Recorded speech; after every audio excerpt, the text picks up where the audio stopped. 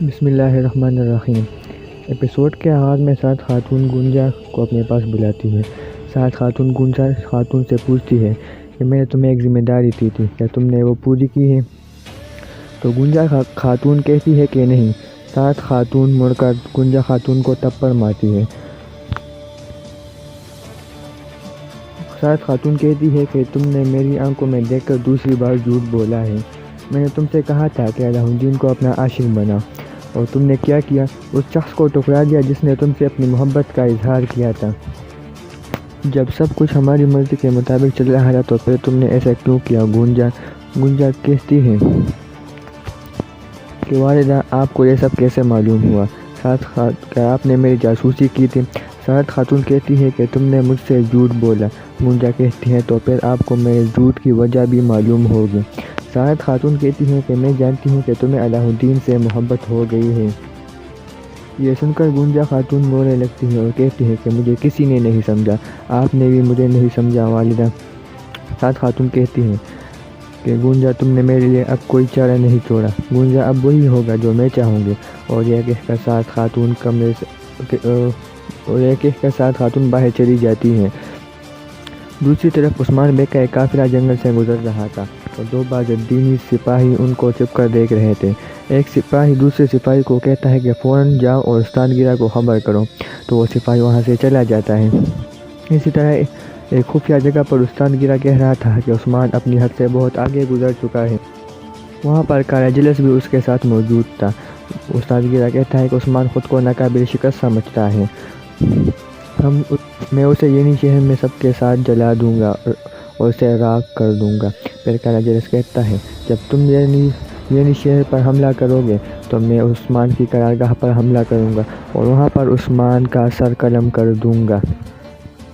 استاد گرا کالا جلس سے کہتا ہے، بہت اچھے۔ کالا جلس اٹھ کر کھڑا ہوتا ہے اور کہتا ہے کہ سپاہیوں تیار ہو جا، ہم قرارگاہ پر حملہ کریں گے۔ استاد گرا کہتے ہیں کہ ہم نے ایک جہنم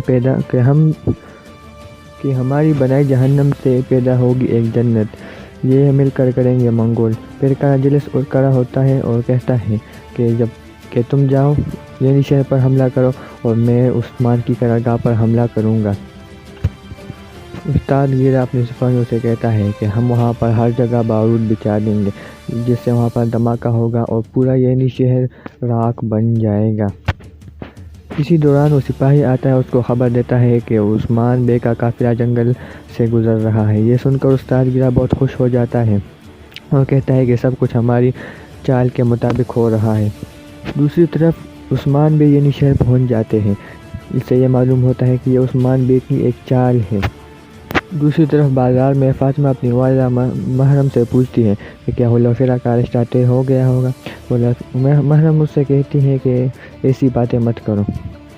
فاطمہ کہتی ہے کہ بھائی کو مشکل میں دیکھ کر مجھ سے رہا نہ گیا اور خود بخود منہ سے نکل گیا، تو محرم اس سے کہتی ہے کہ مت نکلنے دو۔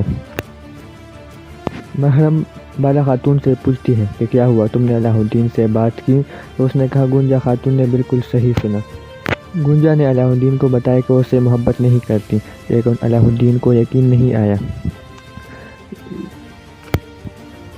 گنجا اپنے والد سے بہت خوفزدہ ہے، تو محرم کہتے ہیں وہ خوفزدہ ہونے والی لڑکی تو نہیں ہے۔ تو بالا خاتون کہتی ہے نہیں ہے، مگر کچھ تو بات ہے جس کی وجہ سے اس نے ایسا کہا۔ بالا خاتون محرم خاتون سے کہتی ہے کہ فاطمہ کے رشتے کی کیا کروں گی؟ تو محرم اس سے کہتی ہے کہ میں اسے کسی کو نہیں دوں گی، میری باتونی بیٹی میرے ساتھ ہی بوڑھی ہوگی۔ یہ سن کر فاطمہ بھی کہتی ہے کہ ہاں، میں کہیں نہیں جاؤں گی، میں اپنی امی کے پاس ہی رہوں گی۔ اسی دوران انہوں نے گنجا خاتون کو بازار سے گزرتے ہوئے دیکھا، تو فاطمہ نے کہا کہ میں جاتی ہوں اور اس سے بات کرتی ہوں، لیکن انہوں نے اسے روک دیا اور بالا خاتون نے کہا کہ میں خود جاتی ہوں اور اس سے وہاں پر بات کرتی ہوں۔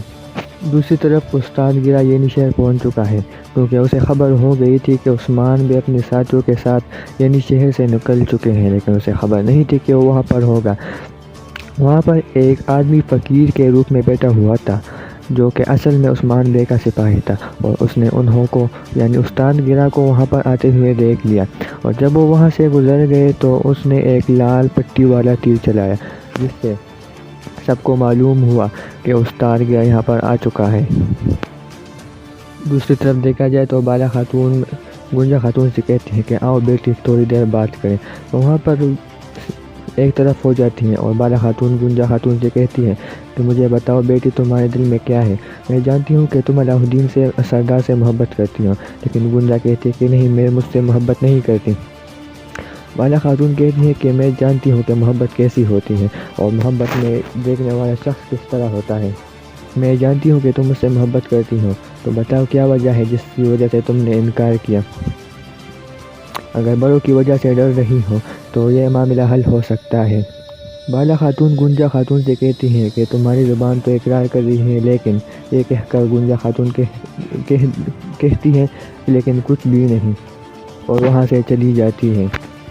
یہ سن کر ایک اور خاتون وہاں پر بالا خاتون کے پاس آتی ہے اور کہتے ہیں کہ گنجا نے کیا کہا، تو بالا خاتون کہتی ہے کہ تم اس کے بارے میں کیا جانتی ہو، تو وہ کہتی ہے کچھ بھی نہیں، تو بالا خاتون اس سے کہتی ہے شاباش۔